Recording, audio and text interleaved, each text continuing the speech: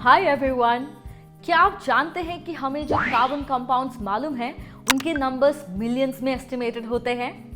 Yes, surprising right?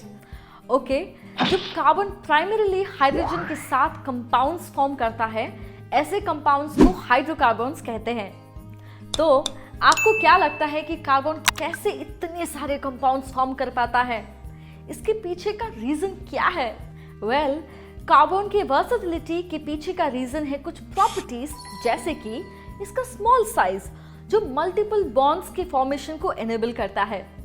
Carbon tetravalent है, इसका मतलब इसमें 4 वैलेंस इलेक्ट्रॉन्स हैं जिन्हें दूसरे 4 कार्बन एटम्स या दूसरे एलिमेंट्स के एटम्स से शेयर किया जा सकता है।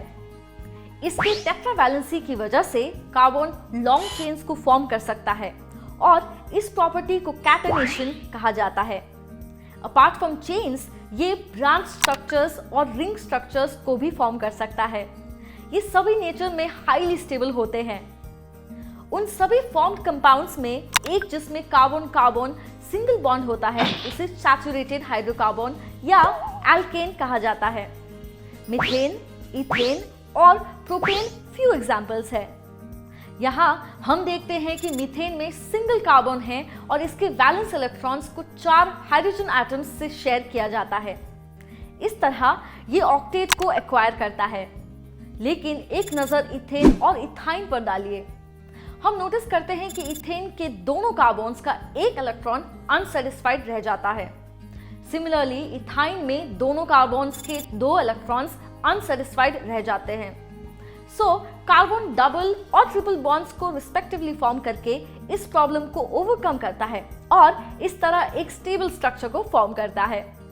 ऐसे कंपाउंड्स जो डबल और ट्रिपल बॉन्ड्स को फॉर्म करते हैं उन्हें अनसैचुरेटेड हाइड्रोकार्बन्स कहते हैं।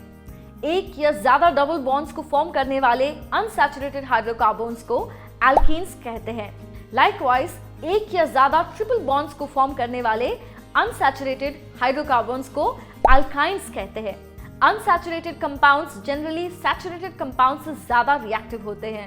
अब क्या फॉर्मूला C4H10 के साथ एक कंपाउंड के स्ट्रक्चर को सजेस्ट कर सकते हैं? इसे रिप्रेजेंट करने का ये एक तरीका है और ये एक चेन स्ट्रक्चर है जिसमें 4 कार्बन एटम्स और 10 hydrogen atoms valence shell configuration को कंप्लीट करते हैं। लेकिन इस ब्रांच स्ट्रक्चर का क्या? ये स्ट्रक्चर भी दिए गए फॉर्मूले के लिए सही है ना? आइडेंटिकल मॉलिक्यूलर फॉर्मूला लेकिन डिफरेंट स्ट्रक्चर्स वाले ऐसे कंपाउंड्स को स्ट्रक्चरल आइसोमर्स कहा जाता है। साइक्लोहेक्सेन एक ऐसा कंपाउंड का एग्जाम्पल है जहां कार्बन एटम्स रिंग स्ट्रक्चर में अरेंज्ड होते हैं। चलिए अब हमने जो सीखा है उसे समराइज करते हैं। कार्बन की वर्सेटिलिटी की वजह उसका स्मॉल साइज, टेट्रावैलेंसी और कैटेनेशन है। कार्बन डबल और ट्रिपल बॉन्ड्स को भी फॉर्म कर सकता है। कार्बन कंपाउंड्स के चेन, ब्रांच्ड या रिंग स्ट्रक्चर्स हो सकते हैं। इसी के साथ ये मॉड्यूल खत्म होता है। फिर मिलेंगे नेक्स्ट मॉड्यूल में। Thank you.